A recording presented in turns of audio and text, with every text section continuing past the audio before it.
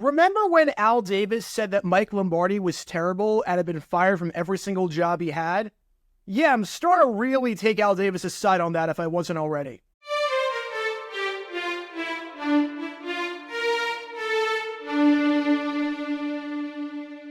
Welcome everybody to JG9 News, where we talk all things NFL all the time. I'm Jared Gary, representing the 904 from the 602, and today we are talking about the Jacksonville Jaguars and the ongoing saga with wide receiver Calvin Ridley. For those who don't know the Ridley situation, I've talked about it before, but Calvin Ridley is a free agent. The Jaguars are looking to bring him back. He is the best receiver available in the free agent market right now. How it works is that if Calvin Ridley re-signs with Jacksonville before 4 p.m. today, if you're watching as of this video, March 13th, then the Jaguars owe the Atlanta Falcons a second-round pick. If he signs after 4 o'clock, so 4:01, 4:02, anytime after that, then they only owe Atlanta a third-round pick.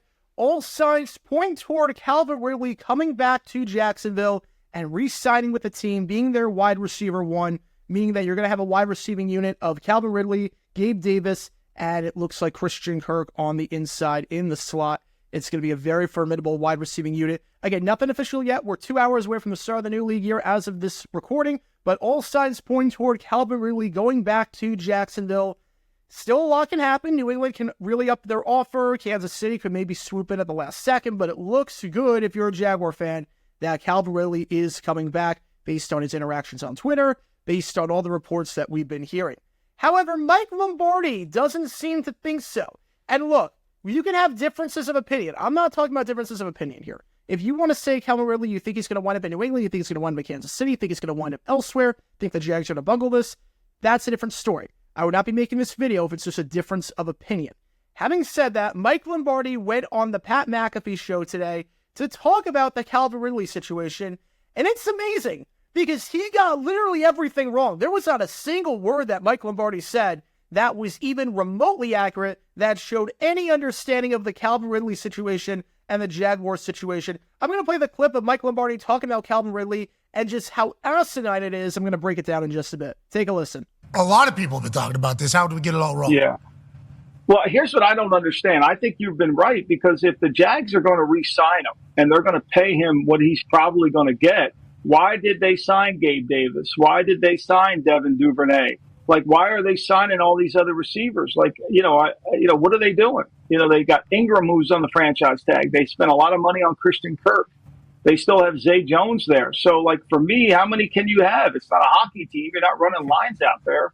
So I thought, to me, it was a message that you're sending, that you were not going to get Ridley back. All right, there is so much wrong with this statement that I don't even know where to begin. So I guess I'll just start in chronological order. First off, why pay Gabe Davis if you're in on Calvin Ridley? This doesn't change anything. This doesn't change anything. Davis didn't impact anything with the Ridley negotiations. We've known that for a while. We knew that Gabe Davis was signing with the Jaguars last weekend when Trevor Lawrence followed both Mitch Morse and Gabe Davis on Instagram. We knew it was coming, and we knew that the Jags were still in talks with Ridley back then. It didn't take him out of the market. I flat out said in my video that I'm not panicking over Gabe Davis and that signing because he's the Zay Jones replacement. It doesn't change anything with Calvin Ridley. Gabe Davis is a Zay Jones replacement. He's an upgrade at wide receiver too. You cut Zay Jones, you save over $4 million in cap space. Zay Jones has dealt with injuries, massive lack of separation problems. Davis is an upgrade there. He's not replacing Calvin Ridley. But okay, why pay Devin Duvernay? How does that have to do with anything?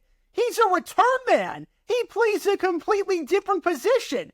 Yes, he's listed as a wide receiver, but that's by name only. Devin Duvernay is not a Calvin Ridley replacement. Devin Duvernay, I don't know how many snaps he's going to play in the offense. He's just there for kickoff returns and punt returns. That's like saying if the Jags were signing Calvin Ridley, why did they sign Ronald Darby? Why did they sign Darnell Savage? They play different positions. This is not like the Jaguars traded for T. Higgins, where you could say, okay, why would you trade for T. Higgins if you're bringing back Calvin Ridley? How are you going to make the money work that way? We're paying Devin Duvernay about $4 million a year. 2 years, $4 million a year. $8 million total. How on earth does that impact Calvin Ridley when we have the cap space to do it and when he plays a different position? Devin Duvernay is replacing Jamal Agnew. Jamal Agnew's not coming back. He announced his farewell from Jacksonville. We all knew that. due to the injuries that he's had. He's getting up there in age, relatively speaking. Had some fumbling issues. I still love the man, but Duvernay is an upgrade over Agnew in many ways. Duvernay is replacing Jamal Agnew, especially because you don't know what the health status is with Agnew after that injury against the Carolina Panthers. Ridley and Duvernay, they have nothing to do with each other. They have nothing whatsoever to do with each other. It's like saying with the Green Bay Packers when they signed Xavier McKinney, why would you sign Xavier McKinney if you're thinking about extending Jordan Love? It's nothing to do with the other. They're two different positions. They fill two different needs. Like, what are you doing here? Why are they signing all these other receivers? They're not. They're swapping. They're swapping Zay Jones out and putting in Gabe Davis. They're swapping Jamal Agnew out and they're putting Devin Duvernay in. They're not adding receivers. They're just swapping guys out that fit the scheme better and that are upgrades. Calvin Ridley, it is nothing to do with that whatsoever. How are you getting this all wrong, Mike Lombardi? And then you talk about how you still have Zay Jones there. Yeah, he's not going to be on the team. He's not going to be on the team. We're going to cut him or we're going to trade him during the draft. My guess is that there's no reason for Jacksonville to trade him or cut him before the draft. There's no reason to unless you really want to sign a free agent and you have to cut Zay Jones to do it, free up that $4 million in cap space. My guess is that with how deep this wide receiver class is, the Jags might wait until the NFL draft, see if one team misses out on a receiver, and then trade Zay Jones for a day 3 pick. But Zay Jones is not going to be on the team. I'd be very, very surprised. Zay Jones, yeah, you still have him there, but he's not going to be there. If you paid any attention to the Jags situation and the depth chart, adding Gabe Davis means that Zay Jones is probably out, and we all knew this the moment that the Jags signed Gabe Davis. But the craziest statement that Mike Lombardi made that shows he has no credibility whatsoever, and he should not have been allowed on the show to talk about this because he just got everything wrong, was that he said that the Jacksonville Jaguars had a lot of money tied up at wide receiver and tight end because they had Evan Ingram on the franchise tag. Evan Ingram, apparently, according to Mike Lombardi, is on the franchise tag. Now, I don't know about you, but last time I checked, you can franchise tag a guy for 1 year. This is the weirdest looking franchise tag ever. I don't know how Trent Baalke did it. I don't know how he made Trent Baalke made Evan Ingram sign a franchise tag for 3 years and $41.25 million. I don't know how it's a franchise tag. Evan Ingram is not on the franchise tag. Evan Ingram signed a long-term deal in 2023, and he's locked up until 2025. And obviously, we love Evan Ingram in Jacksonville. He set the record for most receptions in a single season. He's been a massive security blanket at tight end. He could go down as the greatest tight end in Jags history. And there have been some good ones, Kyle Brady, Mercedes Lewis, but Evan Ingram could go down as one of the best to ever do it in Jacksonville. He's locked up on a long-term deal. He's not on the franchise tag. Yes, he was on the franchise tag last year, but he signed a long-term deal last offseason after that. Josh Allen is on the franchise tag.